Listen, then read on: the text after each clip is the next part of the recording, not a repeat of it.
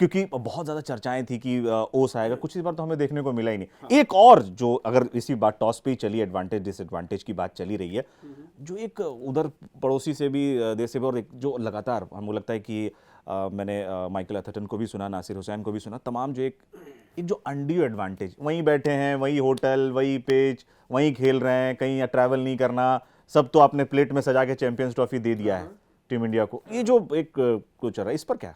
देखिए, इस पर दो तरह के जवाब मैं दे सकता हूँ। एक तो लोकप्रिय जवाब जो जनता को सुनने में अच्छा लगेगा, और एक सही जवाब है मेरे हिसाब से, लेकिन हो सकता है लोगों को अच्छा ना लगे। लोकप्रिय जवाब तो हम जगह सुन ही रहे हैं, बड़े बड़े एक्सपर्ट भी कह रहे हैं अरे कोई अनड्यू एडवांटेज नहीं है, हमने, हमारी थोड़ा गलती, हमने थोड़ा तय किया है। ये तो लोकप्रिय जवाब है, लेकिन मेरी इसमें, मैं इसे सहमत, लेकिन मैं इसे सहमत नहीं हूँ। एडवांटेज तो भारत को है। क्यों एडवांटेज है, मैं इसको बड़े सीधे से शब्दों में बताता हूँ कि किसी भी खेल में सिर्फ आप मैदान में जो करते हैं उसी, वही एक चुनौती खिलाड़ी या टीम के लिए नहीं होती।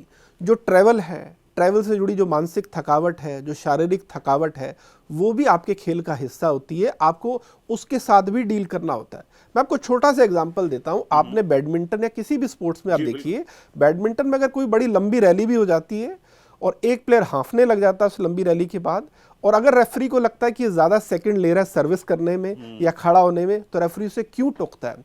रेफरी इसलिए टोकता है कि मैं तुम्हें रिकवर नहीं होने दूंगा, तुम्हें इसी थकावट के साथ मैच कंटिन्यू करना होगा। मतलब थकावट और रिकवरी मायने रखती है कि नहीं है?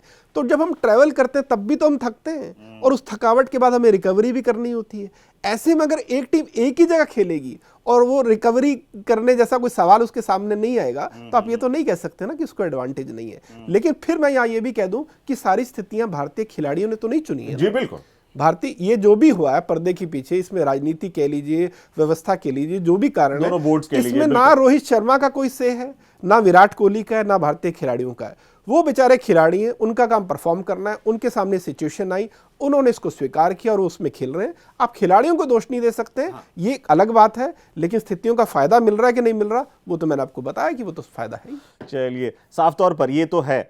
और जिस तरीके से हम ओवरऑल भी बात कर रहे थे, थोड़ा सा मैं टॉपिक हट के भी, जिस पर अब एक लंबी बातचीत जो चल रही है, रोहित शर्मा पे हमने बातचीत भी की और अन्य खिलाड़ियों पर भी बातचीत कर रहे थे हम, बाकी बैटर्स पे भी जुड़े आ जाते हैं कि रोहित शर्मा, अगर जो आपने बात की, जो आपने जो साफ तौर पर आपने कह दिया कि भाई उस तरीके की पारी हमें नहीं चाहिए, लेकिन नहीं, मैंने ये नहीं कहा कि नहीं चाहिए, मैंने कहा कि ये तरीका हो सकता है थोड़ा इंपैक्टफुल हो। लेकिन मुझे ऐसा लगता है कि जिस आदमी से मैं 10 चीजें हासिल कर सकता हूं, अगर वो 3.5 या 4 ही मुझे मिल रही हैं, तो मैं थोड़ा, मुझे ऐसा लगता है। साफ तौर पर